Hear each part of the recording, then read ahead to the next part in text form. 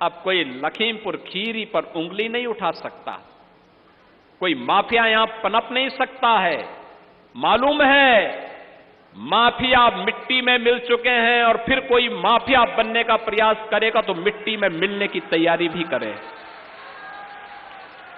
किसी माफिया को पनपने नहीं देंगे, गरीब का हक किसी को छीनने नहीं देंगे, नौजवान के रोजगार पर, उसकी नौकरी पर किसी को डकैती नहीं डालने देंगे, हर दलित, हर वंचित को सम्मान दिलवाएंगे। और इसलिए हमारी सरकार ने तय किया है, बाबा साहब भीमराव अंबेडकर,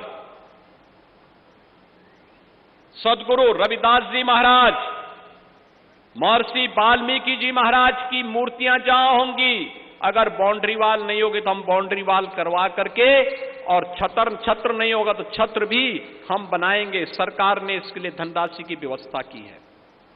सामाजिक न्याय के जितने भी ऐसे पुरोधा हैं, आज ज्योतिबा फुले जी की पावन जयंती है। याद करिए, उन्होंने शिक्षा के लिए, समाज सुधार के लिए अनेक कदम उठाए थे।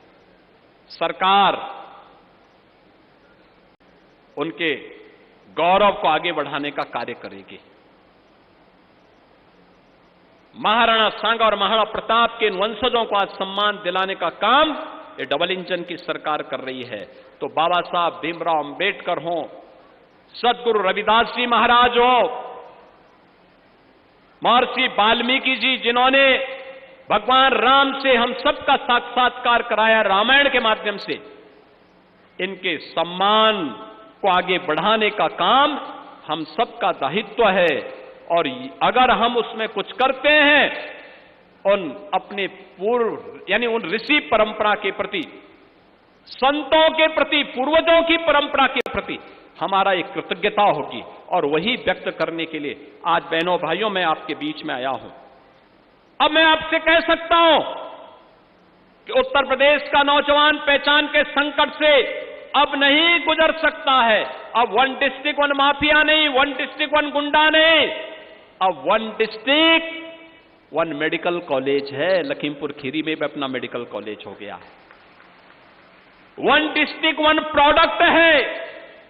यहां के थारू जनजाति के द्वारा बनाया गया प्रोडक्ट लखीमपुर खीरी का प्रोडक्ट बना है। और अभी हम आ रहे हैं 1 डिस्ट्रिक्ट 1 कुजीन में, यानी एक जिला एक व्यंजन में भी आ रहे हैं। कौन अच्छा व्यंजन तैयार करवाता है, फिर उसकी हम खूब ब्रांडिंग करेंगे और फिर उसको वैश्विक मान्यता भी दिलवाएंगे। और लखीमपुर खीरी से मैं कहूंगा, इतनी अच्छी उर्वरा भूमि, प्रदेश का क्षेत्रफल की दृष्टि से और खेती की दृष्टि से सबसे बड़ा जिला है।